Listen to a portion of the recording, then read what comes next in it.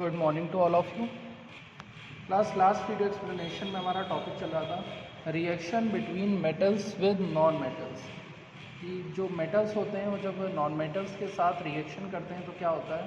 तो मैंने बताया था कि जिस तरह से जब एसिड और बेस ये आपस में रिएक्ट करते हैं तो सॉल्ट और वाटर का फॉर्मेशन करते हैं, ठीक वैसे ही जब एक मेटल और एक नॉन मेटल के बीच में रिएक्शन होती है तो इसमें भी जो बनने वाला कंपाउंड होता है वो सॉल्ट होता है, लेकिन ये जो सॉल्ट होता है ये एक आयनिक कंपाउंड होता है। तो बात आती है कि आयनिक कंपाउंड क्या होता है।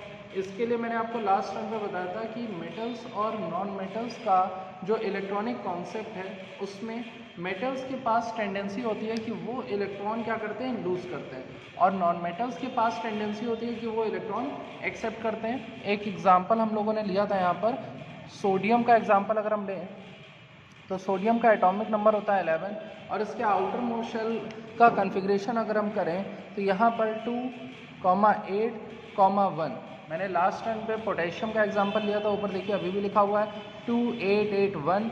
यहाँ पर मैंने सोडियम का एग्जांपल आज लिया हुआ है तो 2,8,1, जिसमें आउटर मोस्ट शेल में एक इलेक्ट्रॉन प्रेजेंट है।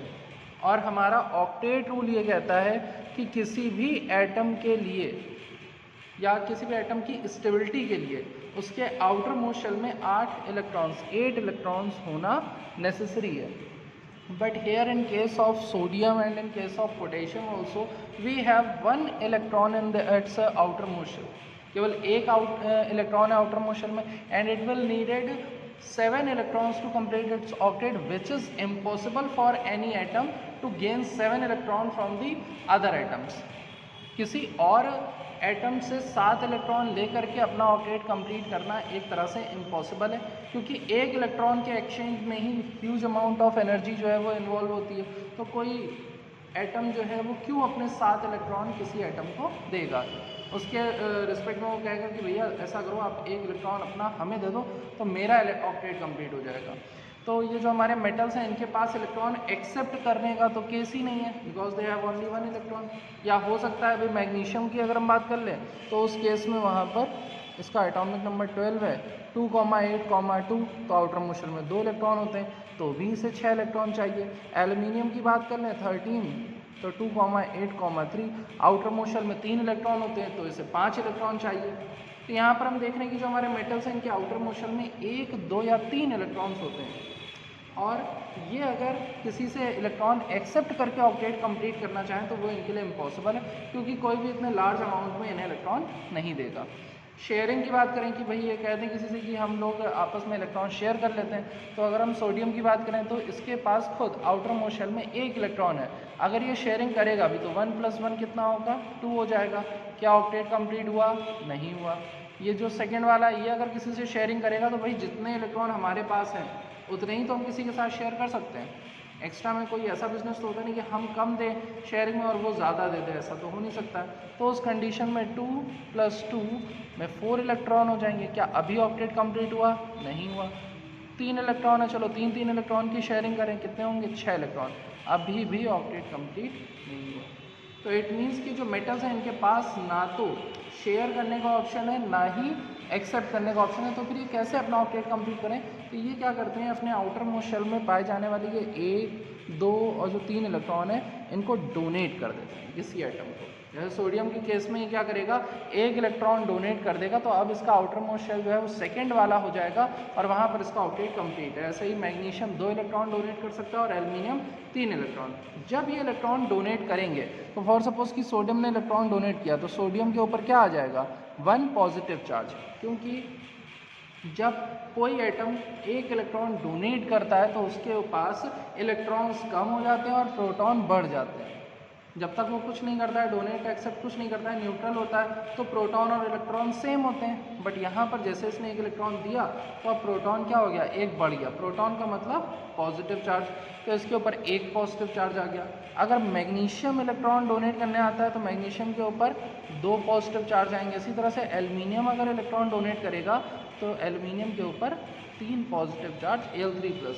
तो ये हमारे आयंस जो हैं वो फॉर्म होंगे किसके थ्रू, मेटल्स के थ्रू।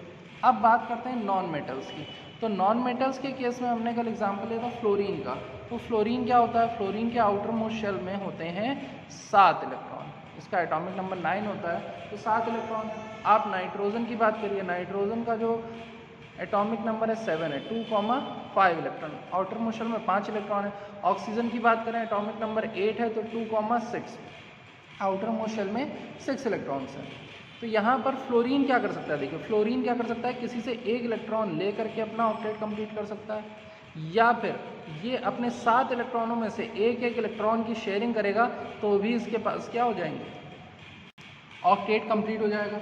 ऑक्सीजन की बात करें, इसके आउटर मोशन में 6 इलेक्ट्रॉन्स हैं, तो 6 इलेक्ट्रॉन में क्या कर सकता है, किसी से 2 इलेक्ट्रॉन एक्सेप्ट कर सकता है और अपना ऑक्टेट कंप्लीट कर सकता है, या फिर ये अपने 6 में से 2 इलेक्ट्रॉन्स किसी और एटम के साथ शेयर करेगा, तो 2 इसके 2 जिससे शेयर कर रहा है उसके इलेक्ट्रॉन मिल करके कितने हो जाएंगे, इसके पास 8 इलेक्ट्रॉन कंप्लीट हो जाएंगे। मतलब 6 में से 2 की शेयरिंग करेगा तो 4 यहाँ बचे और 4 यहाँ पर हो गए, तो 4 + 4 कितने हो गए, 8 इलेक्ट्रॉन हो गए।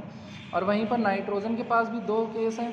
ये पहला क्या कर सकता है, ये 3 इलेक्ट्रॉन किसी से एक्सेप्ट कर सकता है और अपना ऑक्टेट कंप्लीट हो सकता है, और या फिर 5 में से 3 इलेक्ट्रॉन की शेयरिंग कर ले, तो 3 और 3 6 और 2 यहाँ पर जो बचेंगे 5 में से, तो टोटल कितने हो जाएंगे, 8 इलेक्ट्रॉन। तो नॉन मेटल्स के पास क्या है, शेयरिंग का भी ऑप्शन है और एक्सेप्टिंग का भी ऑप्शन है। अब बात करते हैं, हमारे टॉपिक पे आते हैं वापस कि जब मेटल और नॉन मेटल आपस में रिएक्ट करेंगे तो कैसे आयनिक कंपाउंड फॉर्म होगा। तो हमने कहा कि मेटल्स क्या होते हैं, जो इलेक्ट्रॉन डोनेट करते हैं, और नॉन मेटल्स क्या होते हैं, जो उसी इलेक्ट्रॉन को एक्सेप्ट कर सकते हैं। तो देखिए, अब फॉर सपोज कि ये Na है और ये क्लोरीन है, ये एक दूसरे की तरफ अप्रोच कर रहे हैं। Na एक मेटल है, क्लोरीन एक नॉन मेटल है। हम इन दोनों का इलेक्ट्रॉनिक कन्फिग्रेशन अगर देखें तो इसके आउटर मोशन में कितने, 1 इलेक्ट्रॉन है।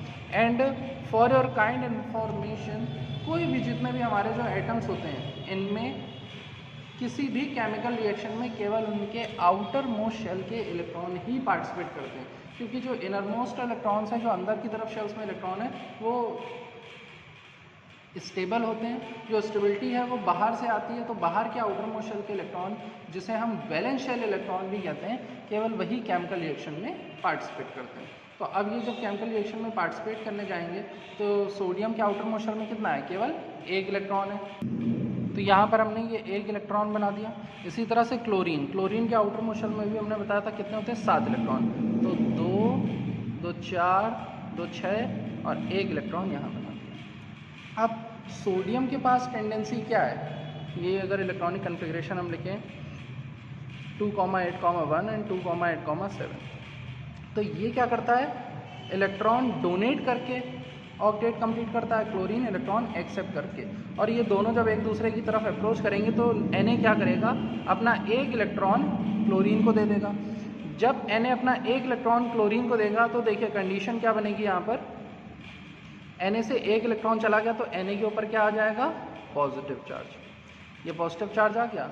एंड क्लोरीन के पास अपने 7 इलेक्ट्रॉन थे, 2, 2 4, 2 6, 1 7, और 1 इलेक्ट्रॉन आ गया इसके पास सोडियम का, तो इसके ऊपर क्या आ जाएगा, एक नेगेटिव चार्ज। तो इस तरह से यहाँ पर ये पॉजिटिव है, negative, and we know very well that opposite charges attract each other, and here these charges are arising by the accepting and donating of electrons between these 2 species. यहाँ पर ये जो 2 एटॉमिक स्पीसीज हैं, इन दोनों पर ये charge आया है जो कि अपोजिट है, एक पर पॉजिटिव है और एक पर नेगेटिव। और ये चार्ज क्यों अराइज हुआ है, क्योंकि इनके बीच इलेक्ट्रॉन का डोनेशन एंड एक्सेप्शन हुआ है। और इस केस में जो सोडियम एटम और जो क्लोरीन एटम है, ये एक दूसरे को अपनी तरफ अट्रैक्ट करने की कोशिश करते हैं, और इन दोनों के बीच का ये जो अट्रैक्शन फोर्स होता है, ये बहुत स्ट्रॉन्ग फोर्स ऑफ अट्रैक्शन होता है, और इसको ही, इस फोर्स ऑफ अट्रैक्शन को, इन दोनों के बीच के फोर्स ऑफ अट्रैक्शन को कहा जाता है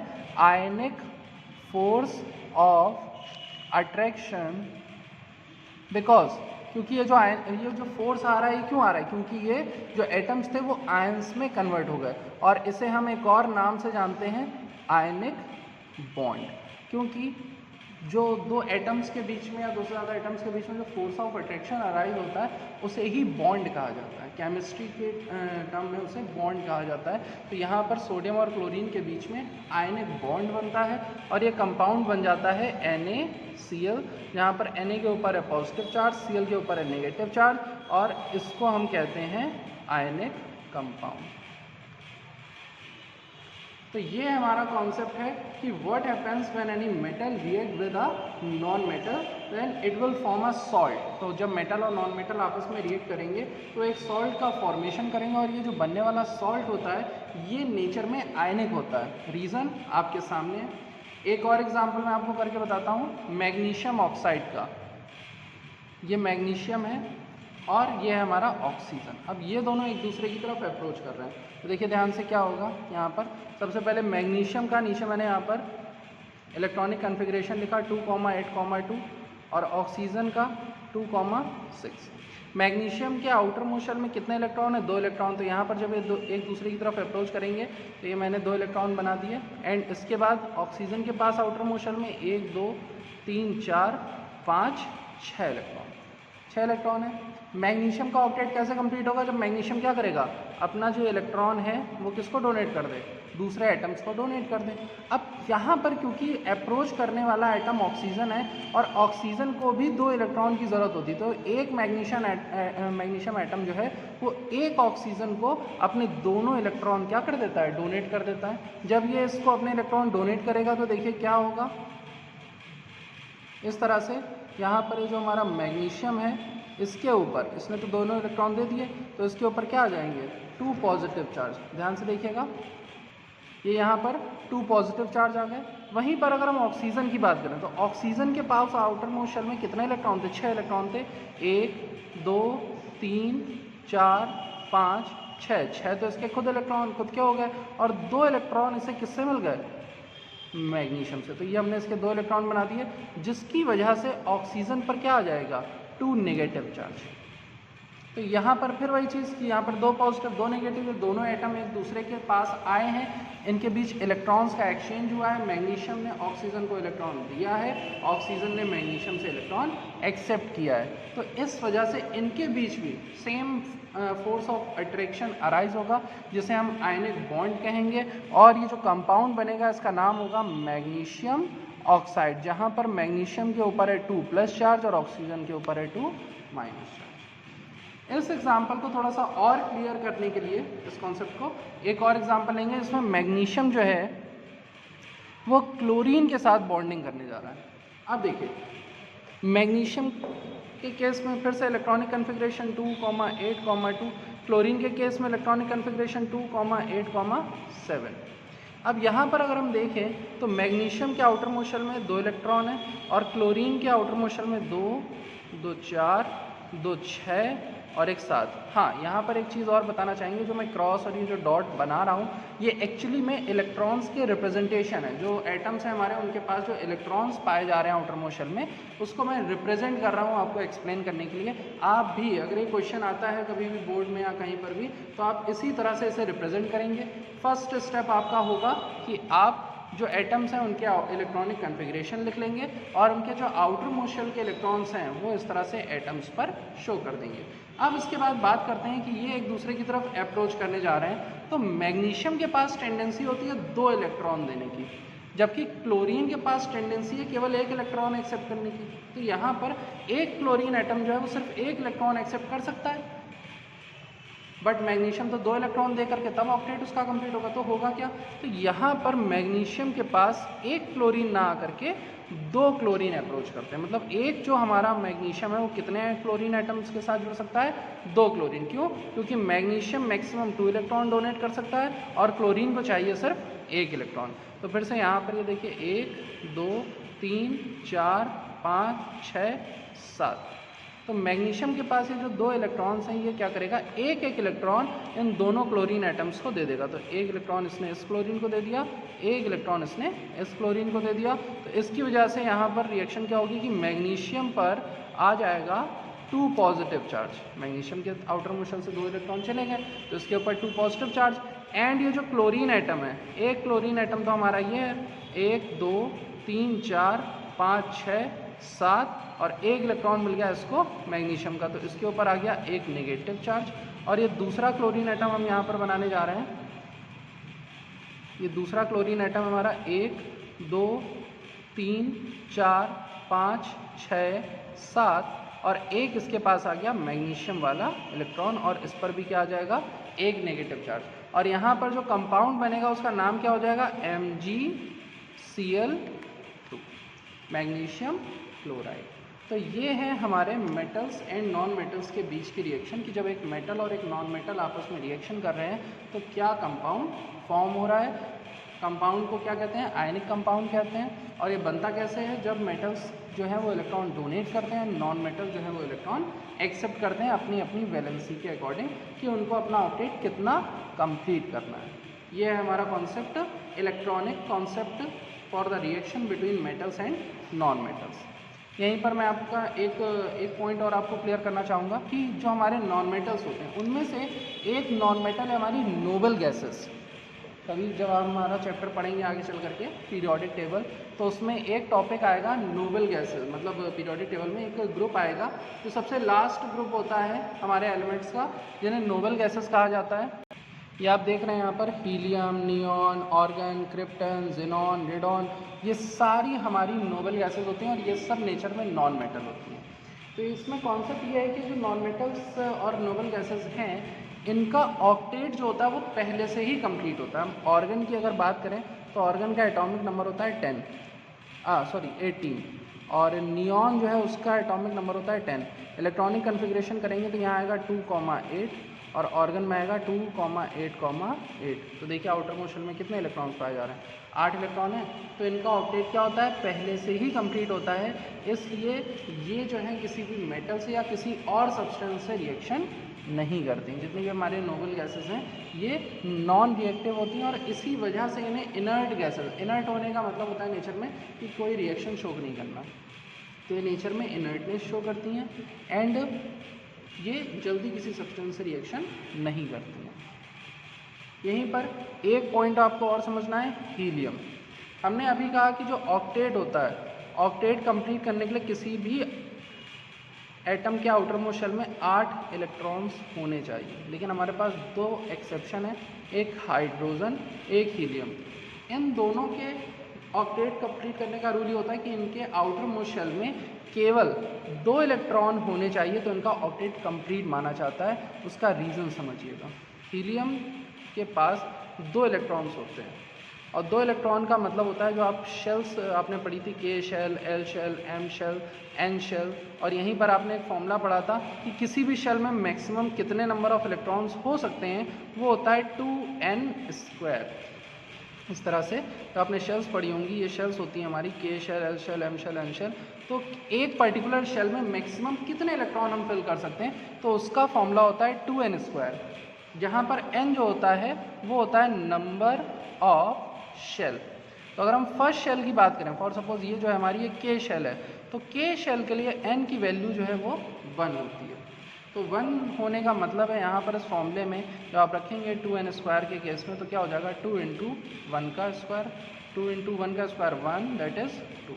यानी कि n = 1। ऐसे जितने भी एटम जिनमें केवल एक शेल पाई जाती है उनमें मैक्सिमम कितने इलेक्ट्रॉन हो सकते हैं, 2 इलेक्ट्रॉन हो सकते हैं। तो हाइड्रोजन का एटॉमिक नंबर 1 होता है, हीलियम का 2 होता है। हाइड्रोजन के पास भी 1 इलेक्ट्रॉन होता है, हीलियम के पास 2 इलेक्ट्रॉन होते हैं, और इन दोनों के पास जो शेल होती है वो केवल एक ही होती है।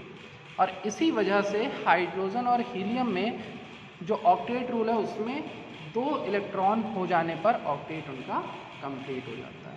ये एक्स्ट्रा था, ये आपके सिलेबस में नहीं था, बट स्टिल मैंने आपको बता दिया है। जब आप क्लास 11th में आएंगे तो यहाँ पर ये चीज़ और अच्छे से आपको क्लियर की जाएगी जब आप इलेक्ट्रॉनिक कन्फिग्रेशन और ब्रीफ और डिटेल में पढ़ेंगे। बट अभी के लिए आपको मेटल्स, नॉन मेटल्स और ये जो नोबल गैसेस का पॉइंट था इसे ध्यान रखना है, और ऑक्टेट रूल। जिसको भी इसमें कोई प्रॉब्लम है तो वो जो है पूछ सकता है। Now the next topic is properties of these ionic compounds. जो हमारे आयनिक कंपाउंड्स होते हैं इनकी प्रॉपर्टीज़ क्या होती हैं।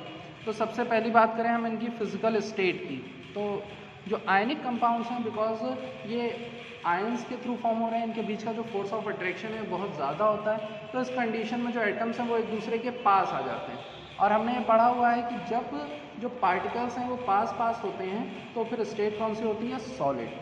इसीलिए हमारे जो आयनिक कंपाउंड्स होते हैं वो कैसे होते हैं, सॉलिड। आप एग्जांपल देख लीजिए NaCl, सोडियम क्लोराइड, जिसे हम टेबल सॉल्ट भी कहते हैं। तो क्या होता है, घरों में जो नमक होता है यूज़ करते हैं वो कैसा होता है, सॉलिड स्टेट में होता है। तो इनकी फिजिकल स्टेट सॉलिड होती है। सेकेंड चीज़ इनकी सॉल्युबिलिटी। सॉल्युबिलिटी का मतलब है सॉल्युबल होने की एबिलिटी। ध्यान दीजिए, सॉल्युबिलिटी का मतलब क्या है कि सॉल्युबल यानी कि घुलने की शक्ति जिसे कहते हैं। तो हमारे जो आयनिक कंपाउंड्स होते हैं, क्योंकि ये आयंस फॉर्म करते हैं, इसीलिए ये वाटर सॉल्युबल होते हैं। ये क्या होते हैं? वाटर सॉल्युबल होते हैं, वाटर में डिसॉल्व हो जाते हैं। मेल्टिंग एंड बॉइलिंग पॉइंट की बात करें, मेल्टिंग पॉइंट और बॉइलिंग पॉइंट क्या होता है? मेल्टिंग पॉइंट, मेल्टिंग पॉइंट में एक सॉलिड को मेल्ट करके लिक्विड में चेंज किया जाता है। और लिक्विड में कोई चीज़ कब चेंज होगी? जब हम उसके मॉलिक्यूल्स है जो पार्टिकल्स उसको दूर कर सकें। अब क्योंकि इनके बीच में जो फोर्स ऑफ अट्रैक्शन है बहुत स्ट्रांग है, इसीलिए आयनिक कंपाउंड्स को मेल्ट करना यानी कि उनके पार्टिकल्स को दूर करके लिक्विड स्टेट में कन्वर्ट करना थोड़ा सा टफ होता है। इसीलिए इनका मेल्टिंग पॉइंट और बॉइलिंग पॉइंट जो होता है वो हाई होता है। मतलब बाकी जो नॉर्मल कंपाउंड्स होते हैं उनके कंपैरिजन में they have high melting and boiling point. इसके बाद इनके एक बहुत इम्पॉर्टेंट प्रॉपर्टी की बात करें, they are conductor. They are very good conductor of electricity. Why? Because they contain ions. जो आयनिक कंपाउंड्स हैं क्योंकि उनमें आयंस होते हैं, इसीलिए ये अपनी मॉल्टेन स्टेट या इसे हम कहें लिक्विड स्टेट, कि जब ये लिक्विड में यानी वाटर में जब डिज़ोल्व होते हैं तो ये अपने आयंस में ब्रेक होते हैं और उस कंडीशन में इसमें क्या हो जाते हैं? फ्री आयंस पाए जाते हैं।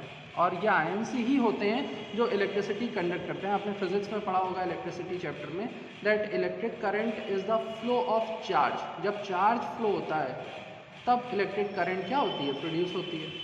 तो इलेक्ट्रिक करंट के फ्लो होने के लिए क्या चाहिए? चार्ज चाहिए। और जो हमारे आयनिक कंपाउंड्स हैं उनमें क्या होता है? चार्ज्ड एटम्स प्रेजेंट होते हैं। और इस वजह से जो आयनिक कंपाउंड्स हैं they are very good conductor of electricity. Now the last properties of ionic compounds is colour to the flame. जब इन आयनिक कंपाउंड्स को जलाया जाता है तो ये क्या करते हैं? ये एक कुछ पर्टिकुलर कलर शो करते हैं। और ये जो है ये इनमें जो बॉन्ड बना हुआ है उसकी वजह से होता है, क्योंकि जो बॉन्ड की एनर्जी होती है बहुत हाई होती है। और जब हम इसे हीट करते हैं, जब हम इसे ब्रेक करना चाहते हैं, तो हम जब इसको एनर्जी देते हैं तो उस कंडीशन में जो इससे एनर्जी बाहर निकलती है, या जब ये रिएक्शन करते हैं, जब फ्लेम मैंने हीट किया था तो उसमें से जो एनर्जी बाहर निकलती है वो कलर शो करती है। तो ये थी 5 हमारी प्रॉपर्टीज़ आयनिक कंपाउंड्स की। आज का हमारा जो टॉपिक है वो यहीं तक है, जिसमें आपको reaction between metals and non metals and most important जो मैंने आपको इलेक्ट्रॉनिक कॉन्सेप्ट बताया है बॉन्ड बनाने का, किस तरह से इलेक्ट्रॉन एक्सेप्ट हो रहे हैं, डोनेट हो रहे हैं, हमने ट्रांसफ़र करा है एरो के साथ। ठीक ऐसे ही आपकी बुक में भी बना हुआ है, तो आप उसको प्रैक्टिस करेंगे और इसे भी जो आज आपको पढ़ाया गया है। और इसमें अगर किसी को कोई प्रॉब्लम आती है तो पूछ सकते हैं। ध्यान रखिएगा एग्ज़ाम के पर्पज़ से ये टॉपिक जो है बहुत इम्पॉर्टेंट है, इसलिए कोई भी इसमें लापरवाही नहीं करेगा। और नहीं अगर समझ में आता है तो आप पूछ सकते हैं। Okay class, thank you.